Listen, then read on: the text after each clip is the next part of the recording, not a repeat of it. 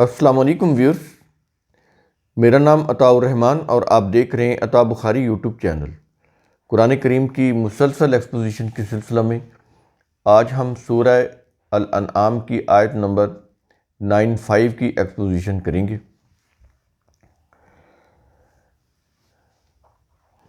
سابقہ آیت میں بات یہ کی گئی انسانوں سے خطاب کر کے کہ جیسے تم اس دنیا میں اکیلے آئے ویسے ہی تم اس دنیا سے اکیلے جاؤ گے۔ آخرت میں اکیلے ہی تم نے اپنے مکافات کا سامنا کرنا ہے۔ دنیا میں جو کچھ کمایا تھا وہ تمہارے کسی بھی کام نہیں آئے گا، اور جن کو بھی تم اپنا سفارشی سمجھتے تھے وہ تمہارے زندہ اولیاء تھے یا تمہارے مرے ہوئے تمہارے اولیاء تھے، وہ بھی تمہارے کچھ کام نہیں آئیں گے۔ وہ تو اپنے لیے جواب دہ ہوں گے، اپنے جواب دہی کے لیے کھڑے ہوں گے، تو تم وہاں پر بھی اکیلے ہی ہوگے۔ یہ سوچ لو، دنیا میں جو کچھ بھی کرنا ہے یہ حقیقت کو سامنے رکھنی ہے کہ جو کچھ کر رہے ہو اس کا تمہیں جواب دہ ہونا ہے۔ جو کچھ تم نے کمایا ہے وہ سارا ادھر رہ جانا ہے۔ آخرت میں کوئی چیز تمہارے پاس نہیں ہوگی سوائے تمہارے کام کے جو تم نے اس دنیا میں کیے تھے، اچھے یا برے، ان کا ریکارڈ ہوگا کہ یہ کچھ تم کر کے آئے ہو۔ اس کے علاوہ تمہارے پاس کچھ نہیں ہوگا، کوئی سفارش نہیں ہوگی، کوئی بخشش نہیں ہوگی، میرٹ پر فیصلہ ہوگا۔ اللہ کا جو انصاف ہے وہ تو اس میں تو عدل و انصاف کے علاوہ اور کوئی چیز ہے ہی نہیں، اس میں بخشش سفارش کہاں سے آگے؟ آج اس دنیا میں ہم بخشش اور سفارش کو برا سمجھتے ہیں۔ کسی افسر کے پاس بخشش بھیج دیں کوئی چیزیں توفتاً تو اور اس سے کام لے لیں، اس کو بھی ہم برا سمجھتے ہیں۔ کسی مجرم کو عدالت سے اثر و رسوخ کی بنا پر، سفارش کی بنا پر یا رشوت کی بنا پر چھڑا لیں تو یہ بھی آج اس کو ہم برا سمجھتے ہیں۔ تو یہ جو بری چیزیں ہیں وہ آخرت میں اچھی کیسی ہو جائیں گی؟ اور وہ بھی پھر اللہ کی عدالت، اس میں یہ کیسی چیزیں اگنور ہو جائیں گی؟ اس میں تو انصاف، عدل و انصاف کے علاوہ اور کچھ ہوگا ہی نہیں۔ تو یہ چیزیں آپ اپنے ذہن میں رکھیے گا، پھر ان آیات کی سمجھ آئے گی۔ تو کہتا ہے کہ یہ سارا مال و دولت یہ تمہارا ادھر ہی رہ جائے گا، تم اپنے پیچھے چھوڑ جاؤ گے۔ اور وہ جو سفارشی جن کے متعلق دنیا میں تم بڑا دعویٰ کرتے تھے، تمہیں بڑا زوم تھا کہ وہ تمہیں بخشوا لیں گے، تمہاری ان کے ساتھ نسبت ہے، وہ تمہیں جنت لے جائیں گے، تمہارے جرائم سے تم معافی دلا دیں گے، تو کہتا وہ تو خود اپنی جواب دہی کے لیے کھڑے ہوں گے۔ انبیاء یہ تو مجرم لوگوں کی سفارش نہیں کریں گے، نہ اللہ کی عدالت میں کوئی سفارش چلتی ہے، تو اس کے ہاں تو میرٹ کے مطابق فیصلہ ہوگا نا، عدل و انصاف کے ساتھ۔ تو کہتا ہے یہ چیزیں بھی، یہ جتنے بھی اسباب، ذرائع، سب دولت، اقتدار، سب ادھر رہ جائے گا، ختم ہو جائے گا۔ خالی آئے تھے دنیا میں، خالی آتے تم جاؤ گے، اور خالی آتی اس کی عدالت میں تم کھڑے ہوگے، اور ٹھیک ٹھیک انصاف کے ساتھ تمہارے ساتھ معاملہ ہوگا۔ جو کچھ تم نے اچھا برا کیا ہوگا اس کے مطابق تمہارے ساتھ معاملہ ہو جائے گا۔ تو کہتا یہ ہے کہ اس دن، آج یعنی قیامت کا جو دن ہوگا، اس میں پھر تمہارا اور تمہارے وہ جو اولیاء ہیں نا، جن کے متعلق تم بڑا زوم رکھتے تھے، بڑا دعویٰ کرتے تھے کہ یہ اللہ سے تمہاری بخشش کروا لیں گے، تو تمہارے درمیان تعلق ٹوٹ جائے گا۔ وہ اب تمہارے، جن کو تم خیال کرتے تھے کہ اللہ کے شریک ہیں، اللہ سے وہ جو چاہیں کروا لیں گے، تو وہ جب ظاہر نہیں کروا سکیں گے، تم بھی اپنی آنکھوں سے دیکھ لو گے، تو پھر تمہارا یہ جو عقیدت کا تعلق ہے نا، یہ تو ٹوٹ جائے گا۔ ظاہر تعلق تو اس عقیدت کی وجہ سے ہے نا، وہ جو ایک فالورز کی اور لیڈر کے درمیان جو ہوتا ہے، تو اس دن پھر قیامت کے دن ان کا تعلق ٹوٹ جائے گا. ان کو بھی سمجھ آ جائے گی کہ یہ تو خود اپنے لیے اپنے فکر مند ہیں، اپنے جو کچھ زندگی میں انہوں نے کیا وہ تو اس کے جواب دہ ہیں، وہ تو اس کی فکر میں ہیں، ان کو اپنی فکر ہوگی تو کچھ کام نہیں آئیں گے وہ، اور وہ ان سے پھر گم ہو جائیں گے. گم اس لیے ہوں گے کہ وہ تو پتہ نہیں دنیا قیامت تک کتنے لوگ ہیں، سب لوگوں نے اپنا حساب دینا ہے، کون کہاں کھڑا ہوگا کس کو کیا پتہ، ہر ایک کو اپنی پڑی ہوگی. یہ میدان حشر کا نقشہ ہے. تو اس کو کیا وہ ڈھونڈتے پھریں گے کہ وہ فلاں ہمارے یہاں تو 2000 بندوں میں کوئی بندہ تلاش کرنا مشکل ہو جاتا ہے. تو اس وقت دنیا کی آبادی 7.5 ارب یا 8 ارب کے قریب پہنچ گئی ہے. اس سے پیچھے کتنے لوگ جو ہیں، اور اس کے آگے قیامت پتہ نہیں کب آتی ہے، کتنے لوگ اور آتے ہیں. تو اتنے لوگوں میں کون کس کو ڈھونڈ سکے گا، کبھی غور کیجئے گا. تو کہتا ہے وہ گم ہو جائیں گے ان سے جنہیں وہ گمان کرتے تھے کہ وہ اللہ کے شریک ہیں. تو یہ بات ہوئی پچھلی آیت کے اندر. اب ہم آتے ہیں آج کی اس آیت کے اوپر، سورہ الانعام آیت نمبر 95. الفاظ ہیں: ان اللہ فالق الحب والنوا، بلا شبہ اللہ دانے اور گٹھلی کو پھاڑنے والا ہے. یہ فالق، یہ دانہ، اناج، غلہ، اس کا جو بیج ہوتا ہے اس کو ہم زمین میں ڈالتے ہیں. اسی طرح گٹھلی، جیسے کھجور کی گٹھلی ہے یا آم کی گٹھلی ہے، اس کو بھی ہم زمین میں دباتے ہیں. تو اس سے کیا ہوتا ہے، وہ گٹھلی پھٹتی ہے، اس کے اندر جو یعنی گٹھلی کا جو اوپر والا شیل ہوتا ہے، جو ہارڈ ہوتا ہے، سخت ہوتا ہے، وہ پھٹتا ہے. پھر اس کے اندر ایک وہ گری نما چیز ہوتی ہے، اس کے اندر وہ ایمبریو ہوتا ہے جس کے اندر پودا بننے کی صلاحیت ہوتی ہے، وہ باہر نکلتا ہے. وہ پھر آہستہ آہستہ اپنی کمپل جو ہے وہ نکالتا ہے، وہ پھر زمین سے اس کی سوئی یا کمپل باہر نکلتی ہے.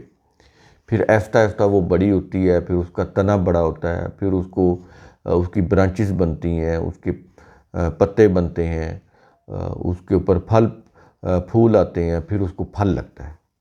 یہ پورا ایک پروسیجر ہے. تو کہتا ہے کہ یہ جو پروسیجر ہے یہ کون کرتا ہے؟ تم کرتے ہو. انسان تو آم کی گٹھلی یا کھجور کی گٹھلی وہ زمین میں دبا کے آ جاتا ہے. تو اس گٹھلی کے اندر یا بیج کے اندر اگنے کی صلاحیت کس نے رکھی ہے؟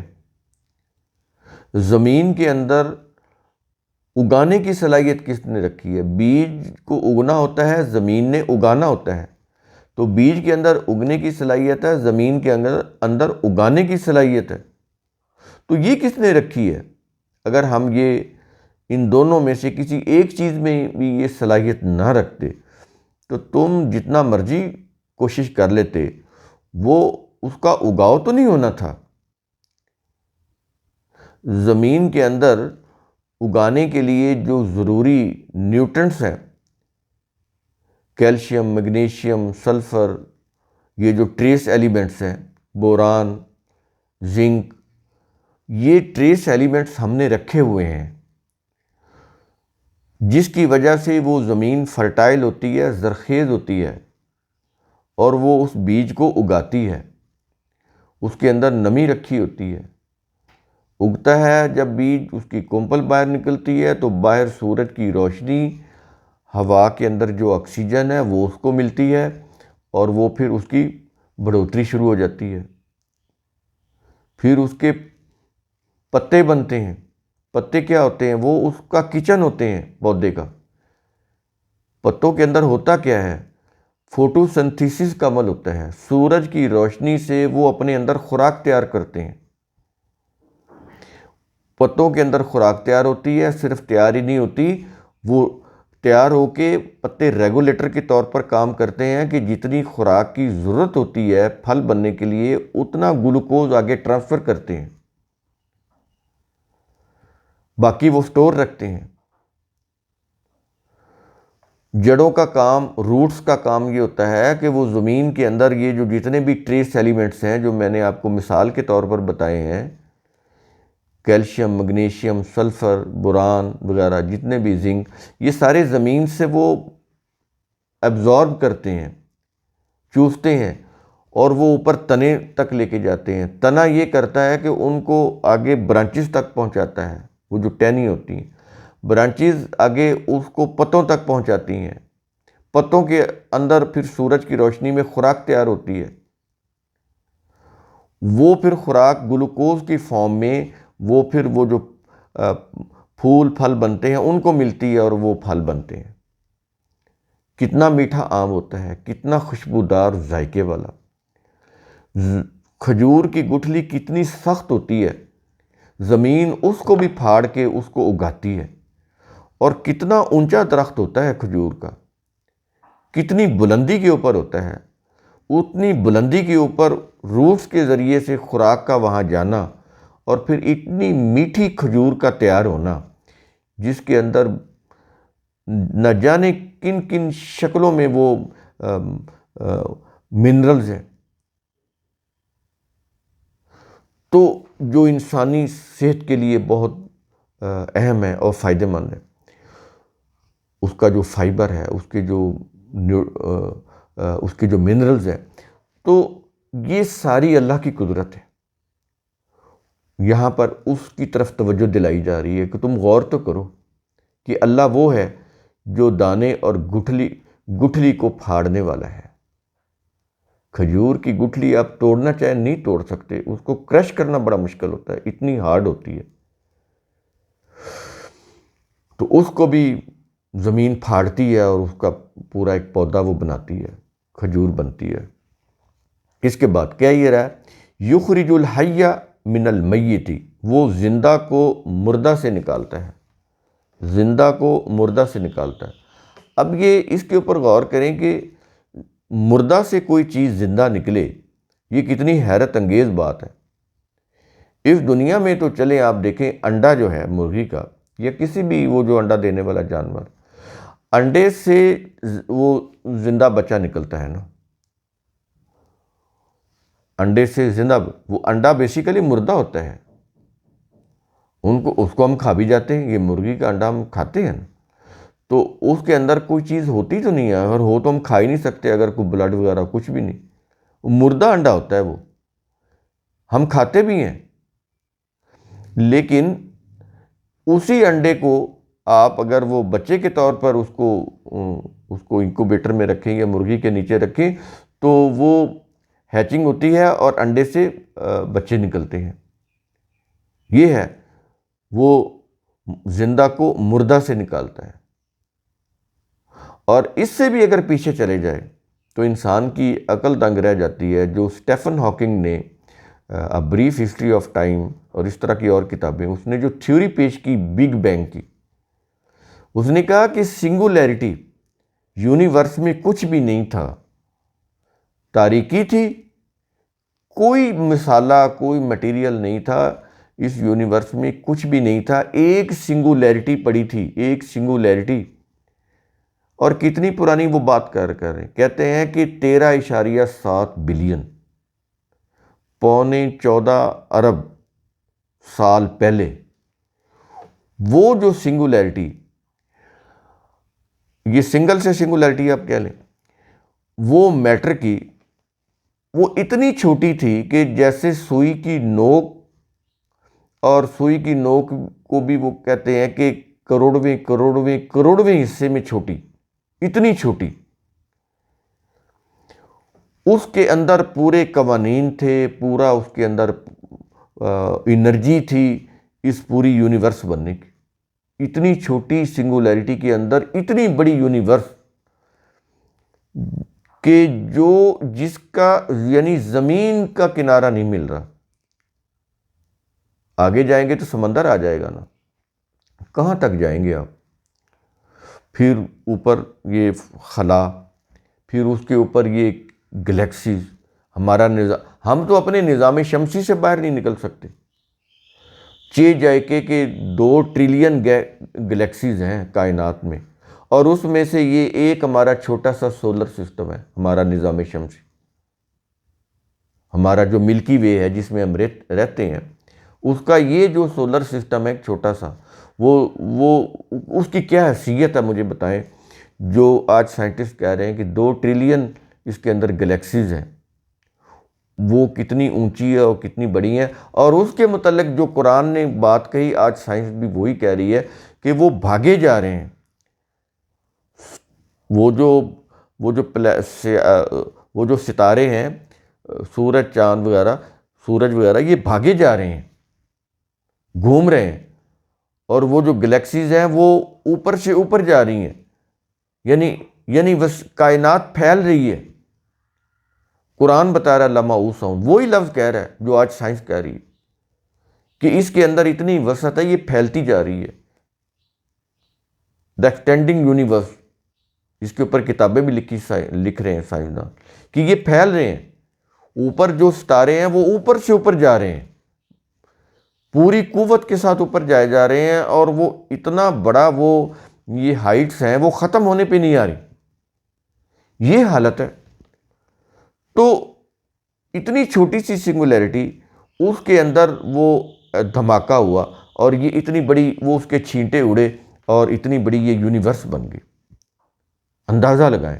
اور اس کے اندر وہ اسٹیفن ہاکنگ کہتا ہے کہ اس کے اندر فزیکل لاز ہیں ہر چیز کے بننے کے، کہ جب ظاہر شروع کے اندر وہ جو ہائیڈروجن تھی گیس، ہیلیم گیس، ان کے ٹکرانے سے آگے پھر انرجی پروڈیوس ہوئی، یہ ساری چیزیں ایسے پھر ستارے بنتے گئے، ٹھیک ہے، پھر سپر نووا ہوا، یہ ساری چیزیں، یہ پھر ہم سائنس کی طرف چلے جائیں گے، یہاں پر ہم بقدر ضرورت وضاحت کر رہے ہیں۔ اس سپر نووا سے پھر روشنی پھوٹی، کائنات روشن ہوگی۔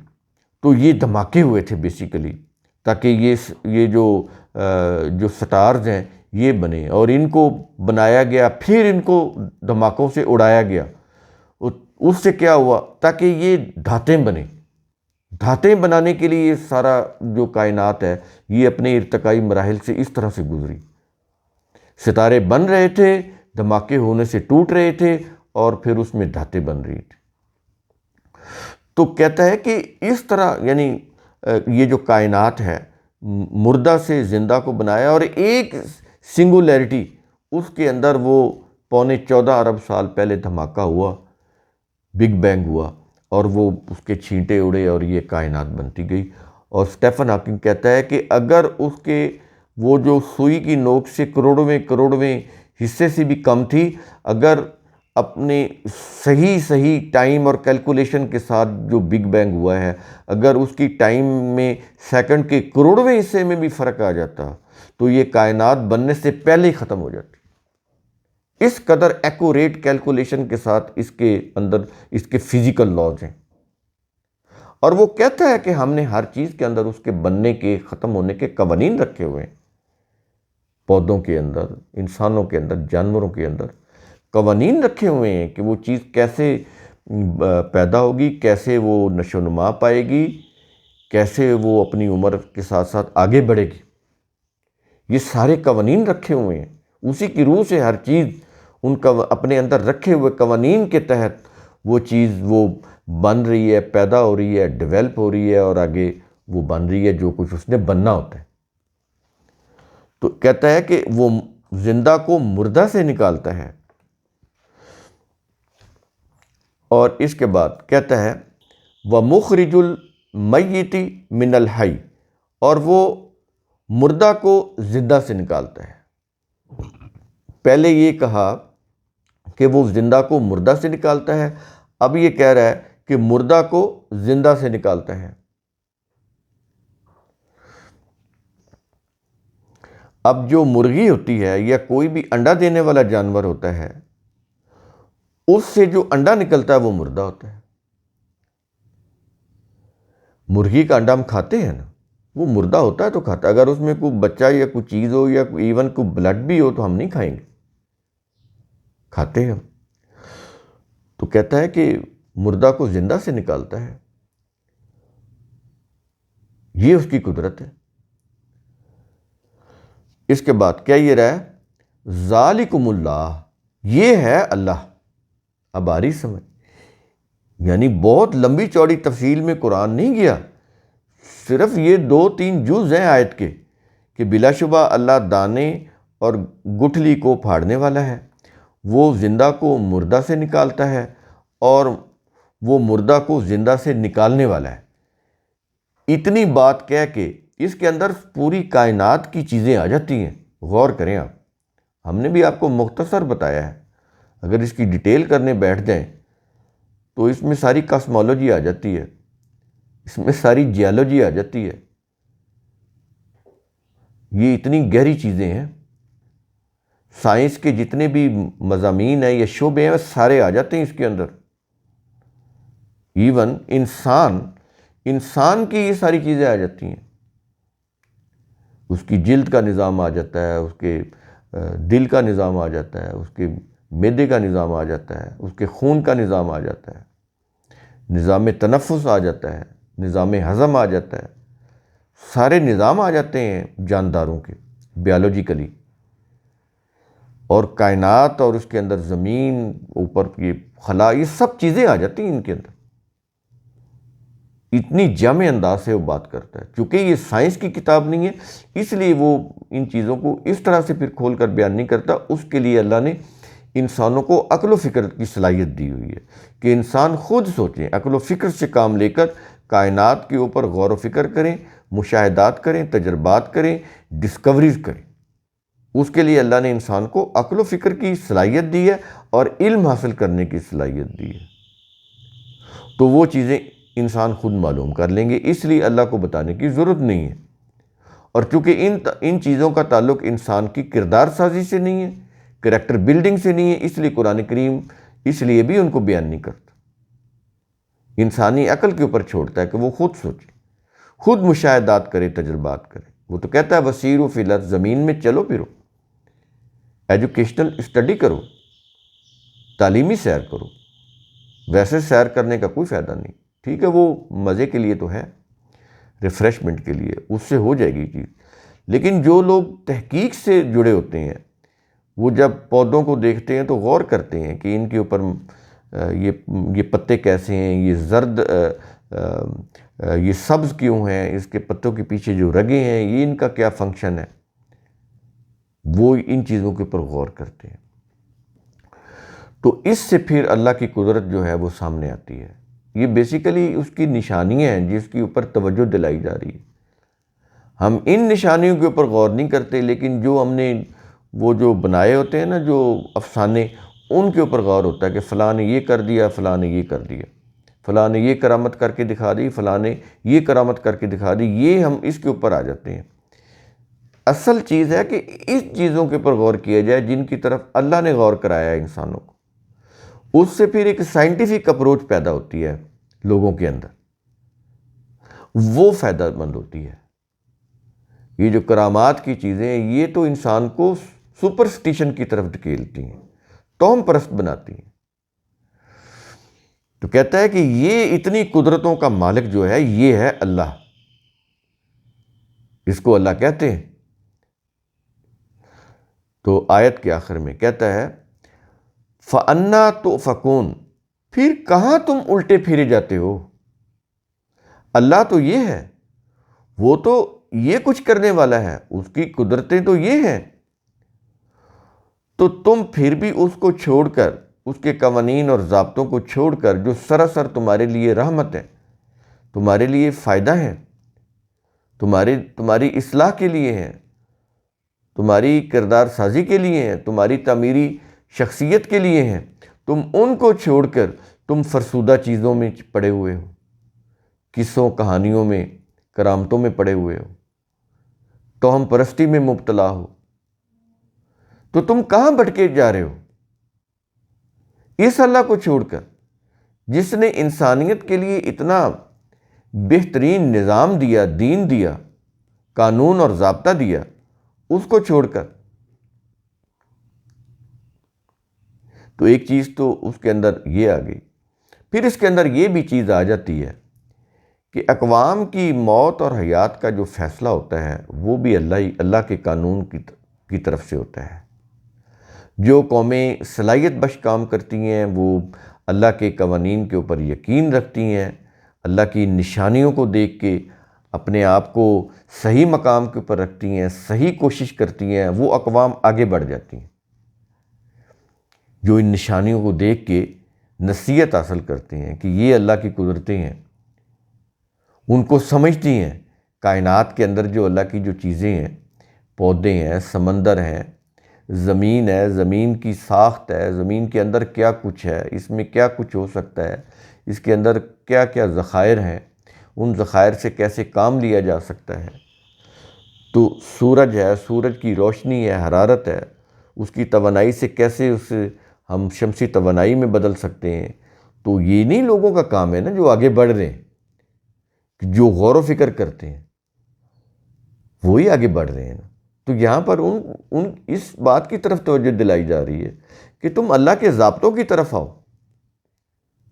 جس نے اتنی بڑی کائنات بنائی، اس کے اندر یہ چیزیں رکھیں جو تمہارے لیے فائدہ مند ہیں، تم ان سے فائدہ بھی حاصل کرو، اور پھر عملی زندگی گزارنے کے لیے اسی کے دین کے اوپر چلو۔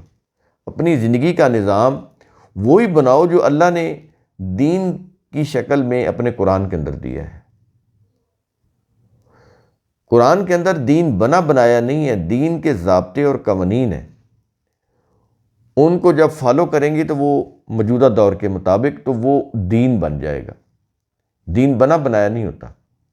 ہر دور کے انسان کتاب اللہ کے قوانین کو سامنے رکھ کر اپنے دور کے تقاضوں کی روح سے ان قوانین کے بائی لاز بنائیں گے، اور اس کو ایک نظام کی شکل میں جب نافذ کریں گے تو یہ دین بنتا ہے۔ وہ کوئی بھی کرے وہ دین ہوگا، مسلم کریں غیر مسلم کریں وہ دین کہلائے گا۔ پھر قوانین اللہ کے ہونے چاہیے بشرطے کہ، تو ظاہر ہے اس کے لیے تو پھر اللہ کا فرما بردار بننا پڑے گا۔ جس حد تک آپ فرما بردار بنیں گے اس حد تک وہ جو نظام ہے آپ کے لیے فائدہ مند بھی ہوگا۔ تو کہتا ہے کہ جب یہ صورتحال ہے تو پھر تم کہاں الٹے پھرے جاتے ہو، کس دھوکے و فریب میں تم مبتلا ہو گئے ہو؟ تو اسی کی طرف رجوع کرو جو اس ساری کائنات کو بنانے والا ہے، ان چیزوں کو، ان اشیاء کو بنانے والا ہے، جو تمہیں بھی زندگی دینے والا ہے، کائنات اور اس کے نظام کو بھی حفاظت کے ساتھ چلانے والا ہے۔ ورنہ آپ دیکھیں تو صحیح، اس کائنات کے اندر اسی زمین چلیں، اس زمین کو لے لیں جس کے اوپر ہم بستے ہیں، یہ جو ہوا ہے اس کے اندر کروڑوں بیکٹیریا ہیں، جراثیم ہیں، لیکن اندر انسانوں کے ایسا ایک ڈیفینسو سسٹم رکھا ہوا ہے، امیونٹی رکھی ہوئی ہے، امیون سسٹم ہے ہمارے اندر، کہ وہ ایک ایک سانس میں جو کروڑوں جراثیم یا بیکٹیریا آ رہے ہوتے ہیں وہ ان کو کل کر رہا ہوتا ہے۔ اندازہ لگائیں آپ۔ تو بڑی قوتوں کا مالک ہے، بڑی عظمتوں والا ہے اس اللہ، اس کی قدر کرنی چاہیے۔ جیسے پیچھے آیا نا کہ انہوں نے اللہ کی قدر نہیں کی جیسا کہ اس کی قدر کرنے کا حق ہے۔ ہم نے اللہ کی قدر ہی نہیں کی، ہم نے اللہ کو پہچانا ہی نہیں کہ اللہ ہے کیا۔ ہم اس کے متعلق یہی سمجھتے ہیں کہ اس کی کوئی ورشپ کر لیں گے، اس کی ورشپ کر لیں گے، کوئی پوجا پاٹ کر لیں گے تو وہ خوش ہو جائے گا، اس کے نام کا کوئی جانور ذبح کر دیں گے، قربانی کر دیں گے تو وہ خوش ہو جائے گا، اس کے نام کے کوئی نفل پڑھ لیں گے تو وہ خوش ہو جائے گا، ہماری مدد کر دے گا۔ ہم یہ خدا سمجھتے ہیں۔ یہ قرآن کا جو اللہ کا تصور ہے اس کے بالکل خلاف ہے۔ جو اللہ نے تصور دیا ہے اس کے بالکل برعکس ہے۔ یہ پہلے تو یہ تصور صحیح کریں اللہ کا، جو کانسیپٹ آف اللہ، اگر یہی غلط ہے نہ قرآن سمجھ آئے گا، نہ انسان اپنا کردار صحیح کر سکتا ہے۔ کردار کو صحیح کرنے کے لیے پہلی چیز آئیڈیالوجی ہے۔ اگر آپ کی آئیڈیالوجی ہی غلط ہے، آپ یہ سمجھیں کہ میں نے ایک دو رکعت پڑھی ہے تو میرے گناہ معاف ہو گئے، اللہ مجھ سے خوش ہو گیا ہے، نہیں پڑھی تو اللہ مجھ سے ناراض ہو گیا ہے، یا آپ کہیں کہ میں نے یہ جانور قربانی اللہ کے نام پہ کی، اللہ خوش ہو گیا ہے، میرے گناہ معاف ہو گئے ہیں، نہیں کی تو اللہ مجھ سے ناراض ہو گیا۔ اگر آپ یہ والا اللہ سمجھتے ہیں، یہ خدا، یہ پرشین کا خدا ہے، یہ ایرانیوں کا خدا ہے جو ان کا بادشاہ ہوتا تھا، وہ اپنے بادشاہ کو خدا بولتے تھے۔ خدا، وہ خدا بولتے تھے اپنے بادشاہوں، اور ان کی خوشنودی کے لیے وہ سب کچھ کرتے تھے جو بادشاہ چاہتا تھا، وہ ان کو چاہے برا بھی لگتا ہو، اس کی خوشی پانے کے لیے وہ کرتے تھے۔ پھر یہی تصور جب تفسیریں لکھی گئیں، حدیثیں لکھی گئیں، یہ جو جس کو ہم اسلامک لٹریچر بولتے ہیں، سو کالڈ اسلامک لٹریچر ہے یہ، تو یہی تصور جو تھا نا ان کے بادشاہوں کا، ایرانی بادشاہوں کا، اسی طرح کا تصور پھر اللہ کے لیے بھی دے دیا گیا۔ سمجھ آ رہی ہیں چیزیں کہ اللہ جس کو چاہتا ہے عزت دیتا ہے، اللہ جس کو چاہتا ہے وہ اس کو ذلیل کر دیتا ہے، جس سے چاہتا ہے اقتدار دیتا ہے اور جس سے چاہتا ہے اقتدار چھین لیتا ہے۔ حالانکہ وہ بتا رہا ہے کہ تمہاری خود چیزیں ایسی ہوتی ہیں جس کی وجہ سے اللہ کے قانون کی روح سے تمہیں عزت دی جاتی ہے، تمہارے اندر تم نے اپنی صلاحیتوں کی نشوونما کی ہوتی ہے، اپنے کردار کو، اپنی صلاحیتوں کو اتنا اجاگر، اتنا نکھارا ہوتا ہے، اپنے آپ کو تم نے اتنا اہل بنایا ہوتا ہے کہ تمہیں ہمارے قانون کی روح سے اقتدار مل جاتا ہے، عزت مل جاتی ہے۔ لیکن تم نے اپنے ہی مرضی سے کچھ ایسے غلط کام کیے ہوتے ہیں اگین اینڈ اگین کہ جس کی وجہ سے تمہاری عزت بھی جاتی ہے، تمہارا اقتدار بھی جاتا ہے۔ اس کا مطلب تو کہنے کا یہ ہے، اور ہم نے سیدھا سیدھا اس کا مطلب بنا دیا کہ اللہ جس کو چاہتا ہے عزت دیتا ہے، جس کو چاہتا ہے ذلیل کرتا ہے۔ اللہ کو کیا ملے گا ذلیل کر کے؟ وہ تو خود کہتا ہے کہ اللہ کو کیا ملے گا تمہیں عذاب دے کر؟ تو اللہ کیوں ذلیل کرے گا؟ اس نے تو انسانوں کو پیدا کیا ہے، وہ کیوں ذلیل کرے گا؟ وہ انسانوں کو اقتدار سے کیوں معزول کرے گا؟ انسان تو اس کی مخلوق ہے۔ تو یہ چیزیں اس لیے انسانوں کے ساتھ ہوتی ہیں جب انسانوں کی روش غلط ہوتی ہے، اور صرف غلط ہی نہیں ہوتی بلکہ وہ اس روش کے اوپر مصر ہوتے ہیں، اڑے ہوتے ہیں، ہٹتے ہی نہیں۔ تو پھر ایک وقت آتا ہے جب ان کی عزت بھی چھن جاتی ہے اور اقتدار بھی چھن جاتا ہے۔ تو اس لیے کہتا ہے کہ یہ جو اللہ ہے، اس کو چھوڑ کر تم کہاں بھٹکے پھرتے ہو؟ جو اللہ اتنی بڑی کائنات کو بنانے والا ہے، تمہیں بھی زندگی دینے والا ہے، پورا کارخانہ کائنات تمہارے رزق کے لیے سرگرم عمل ہے، اور یہ پھر تمہیں صرف رزق ہی نہیں دے رہا بلکہ تمہارے ایک ایک عمل کا نتیجہ بھی مرتب کر رہا ہے۔ کائنات کی ہر چیز تمہاری تمام کوششوں کو پورا کرنے میں لگی ہوئی ہیں۔ تم ایک بیج زمین میں پھینکتے ہو، پورا کارخانہ کائنات اس کو اگانے میں لگ جاتا ہے۔ تو اتنا بڑا مالک، اتنا بڑا خالق، رازق، رب، تو اس سے تم منہ موڑ کر کدھر بھٹکے پھرتے ہو؟ یہ چیز کہی جا رہی۔ تو قرآن کریم کا اصول ثم تفکر، اس کی روح سے آپ خود بھی سوچا کریں، سمجھا کریں، غور و فکر کیا کریں۔ شکریہ۔